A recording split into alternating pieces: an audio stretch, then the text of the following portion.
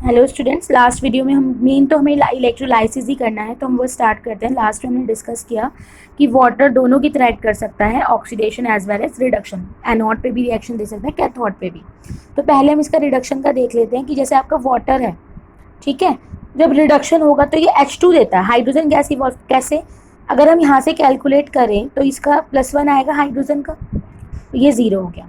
साथ में OH ion भी आएगा क्योंकि O भी है इसमें प्रेजेंट, ठीक है। इसको बैलेंस कर दिया हम लोगों ने, यहाँ पे 2 लगा दिया।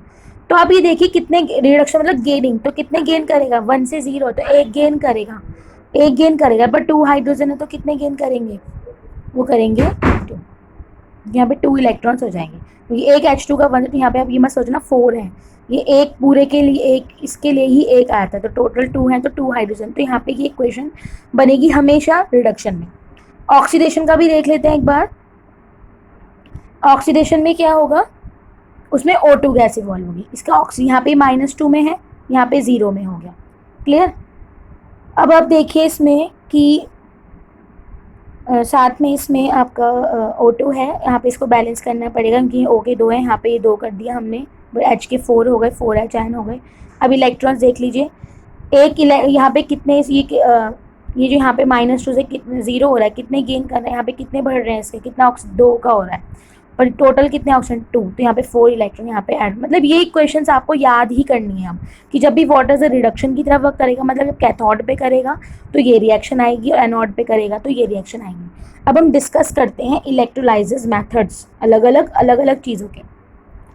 फर्स्ट लेते हैं हम एक्वस Na2SO4। क्लियर हो जाएगा आपको कि वहाँ पे हमने कहा था मीडियम 2 हो सकते हैं, एक्वस भी हो सकता है और आपका वो भी हो सकता है, ठीक है, डेल्यूट भी। एक्वस का जब डिस्कस करेंगे तो यहाँ पे एक्वस के साथ आपको एक चीज़ याद रखनी है कि वाटर भी होगा। अब सेल के बारे में डिस्कस करते हैं कि एक सेल में एक एनोड होता है इलेक्ट्रोलाइटिक सेल में, और एक कैथोड होता है, ठीक है। एनोड मतलब क्या होता है? पॉजिटिव। कैथोड मतलब नेगेटिव। एनोड पे क्या होता है? ऑक्सीडेशन। ये चीज़ें लिखनी जरूरी है ताकि आपको समझ आए। नेगेटिव में यहाँ पे कैथोड पे क्या होता है? रिडक्शन। क्लियर? अब पॉजिटिव है, पॉजिटिव से अट्रैक्ट करने के लिए यहाँ पे कौन कौन है? पहले तो आप देखिए Na किस में ब्रेक होगा? Na+ होता है और SO4- होता है। तो यहाँ पे 2 कंडीशन है, एक तो सल्फेट नेगेटिव और वाटर दोनों में ही जाएगा, आपको पता है वाटर दोनों की अट्रैक्ट करेगा, और यहाँ पे भी 2 पॉसिबिलिटी है। अब हमें क्या कैसे पता चलेगा हमें किसको प्रोडक्ट बनाना है? तो इसके लिए हमें वो सीरीज है अपनी देखनी पड़ेगी। ऑक्सीडेशन, अब देखिए सीरीज में ये H2O ऑक्सीडेशन है, और दूसरा हमने क्या लेगा? सल्फेट। ऑक्सीडेशन का मतलब ये है कि ऑक्सीडेशन वाले में आप मतलब एनोड में ऑक्सीडेशन हो रहा है, तो यहाँ पे वो वैल्यूज लिखी जाएंगी कि जिसका रिडक्शन पोटेंशियल कम हो, क्योंकि उसी का तो ऑक्सीडेशन होगा। आप देख रहे हो जब सीरीज में नीचे आ रहे हो तो रिडक्शन बढ़ रहा है, पर हमें ऑक्सीडेशन केस में क्या लेना पड़ेगा? कि जिसका ऑक्सीडेशन ज़्यादा और रिडक्शन कम हो। तो इन दोनों कंपेरिजन में ऑक्सीडेशन किसका ज़्यादा है? इसका। तो यहाँ पे आपका ऑक्सीडेशन पे क्या जाएगा? यहाँ पे वाटर। तो वाटर की ऑक्सीडेशन रिएक्शन अभी आप लिख के आए हो, क्या होती है? O2 + 4H ion + 4 electron, that is 2। Clear हो गया वाला? अब हम बात करते हैं रिडक्शन पे। अब रिडक्शन में क्या होगा? जिसका रिडक्शन ज़्यादा होगा वो लिखेंगे। तो यहाँ पे चेक कर लेते हैं कि H2O रिडक्शन ज़्यादा है या फिर Na। तो H2O रिडक्शन ज़्यादा है, तो यहाँ पे भी आपका क्या होगा? Again water.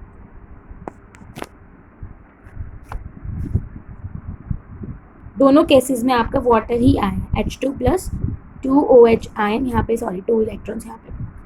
तो यहाँ पे हमें मिला क्या? कि एनोड पे क्या मिला हमें? यही तो बताना है कि डिपोज। एनोड पे मिली हमें O2 गैस, एंड कैथोड पे हमें मिल गया हाइड्रोजन। क्लियर? ऐसे ही यहाँ पे वो चीज़ थी कि यहाँ पे प्लैटिनम इलेक्ट्रोड ले रखी है, ऐसे हम कॉपर सल्फेट ले सकते हैं, बहुत सारे एग्जाम्पल्स हो सकते हैं। जैसे हम एक्वस ले रहे हैं, ये भी प्लैटिनम इलेक्ट्रोड ले लिया, इलेक्ट्रोड मेंशन होगी वहाँ पे, प्लैटिनम है जैसे। तो यहाँ पे कितने केसेस हैं? पहले तो देख लिया करो तोड़ के। एक वाटर है। एनोड पे क्या होता है? ये बिल्कुल टिप्स पे जाना चाहिए, ऑक्सीडेशन। कैथोड पे क्या होता है? बिल्कुल सेम जैसे इलेक्ट्रोकेमिकल सेल में था। ये क्या होता है? पॉजिटिव। ये क्या होता है? नेगेटिव। तो इसके पास कौन किसकी पॉसिबिलिटी आने की? सल्फेट की और वाटर। यहाँ पे किसकी है? कॉपर की और वाटर। तो ऑक्सीडेशन में कौन जाएगा? जिसका रिडक्शन पोटेंशियल कम होगा, विच हैव लेस रिडक्शन। और रिडक्शन में कौन जाएगा? जिसका ज़्यादा होगा। क्योंकि आपको पता है ये सीरीज किस टर्म में है, ये सीरीज है आपकी रिडक्शन की टर्म्स में। तो यहाँ पे ऑक्सीडेशन तो उस जिस ऑक्सीडेशन में वही जाएगा ना जिसका रिडक्शन कम होगा।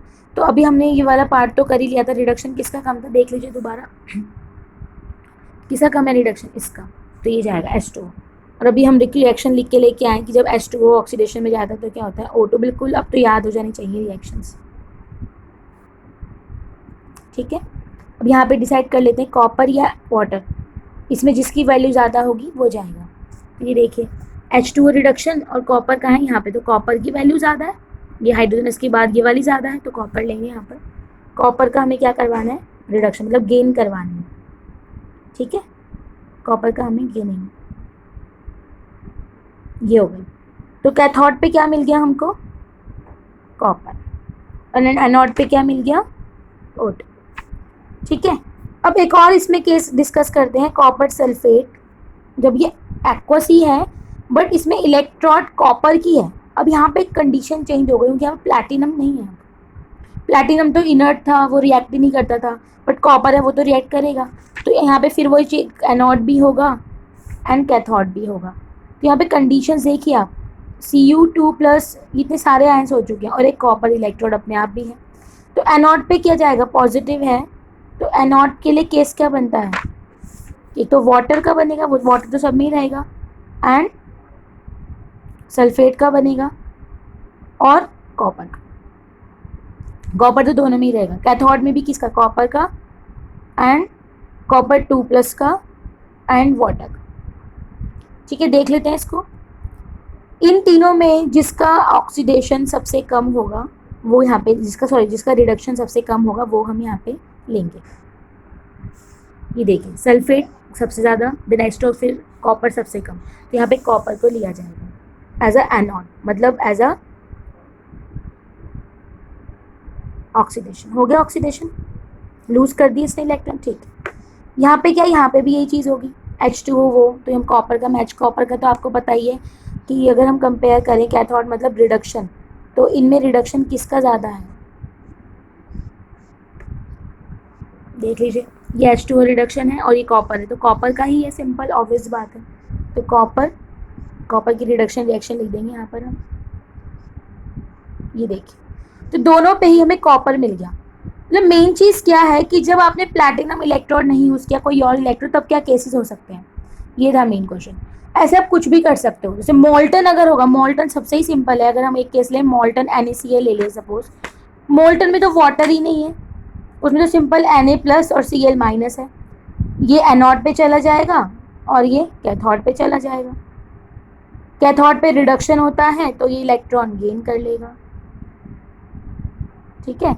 यहाँ पे ऑक्सीडेशन होता है तो ये लूज कर देगा, बस ये सिंपल यहाँ पे हो जाएगा। तो यहाँ पे ये वर्ड बहुत जरूरी है, मोल्टन, एक्वस या फिर कौन सा इलेक्ट्रोड ले रहे हो, बहुत इंपॉर्टेंट है ये चीज़ें।